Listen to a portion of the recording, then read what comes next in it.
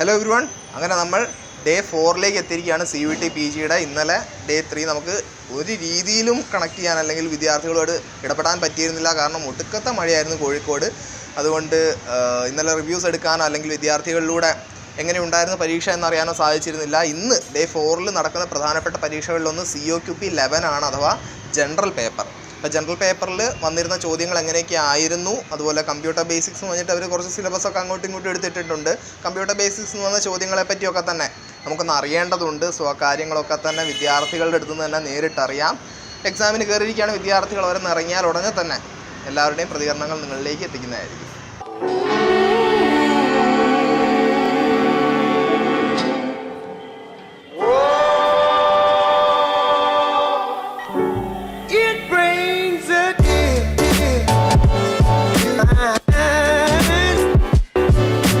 ഏത് പേപ്പർ എഴുതിയാ? ഞാൻ ജനറൽ എഴുതിയത്.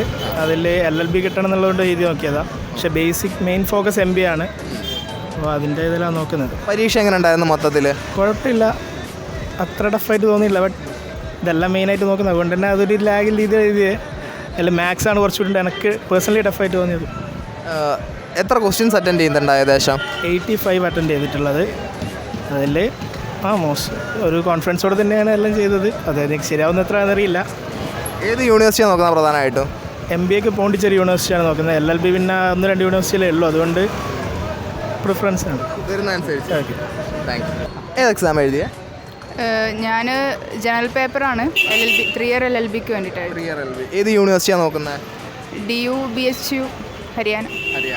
അപ്പം LLB മാത്രമേ നോക്കുന്നുള്ളൂ? CUETയിൽ വേറെ ഏതെങ്കിലും പേപ്പർ നോക്കുന്നുണ്ടോ? അല്ല, ഞാൻ മാസ് കമ്മ്യൂണിക്കേഷൻ ഉണ്ട്.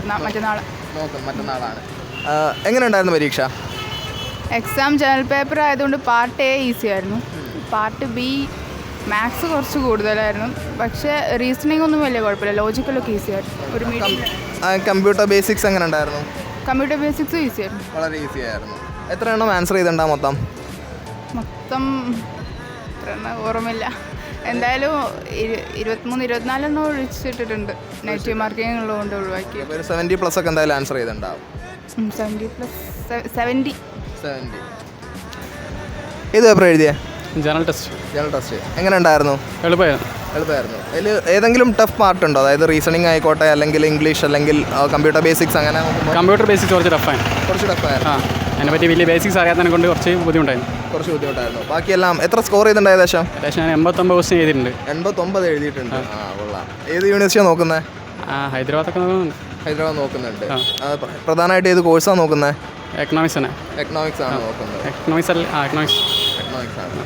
അങ്ങനെ ഡേ 4 എക്സാംസ് ഇവിടെ കഴിയുകയാണ്. വിദ്യാർത്ഥികളുടെ പ്രതികരണങ്ങളൊക്കെ നിങ്ങൾ കണ്ടു. ഇനി ഇതിൽ പെടാത്ത കുറച്ച് പേരുണ്ട്. UG+നെ അന്വേഷിച്ച് വന്നവരും അതുപോലെ UG+ന്റെ സെഷൻസ് എല്ലാം കണ്ട് ഒരുപാട് നല്ല അഭിപ്രായങ്ങൾ പറഞ്ഞവരൊക്കെ തന്നെ അവരൊക്കെ തന്നെ മെൻഷൻ ചെയ്യാൻ ഞാൻ ഈ ഒരു അവസരം യൂസ് ചെയ്യുകയാണ്. സോ അങ്ങനെ ഒരുപാട് വിദ്യാർത്ഥികളൊന്ന് കാര്യങ്ങൾ പറഞ്ഞു.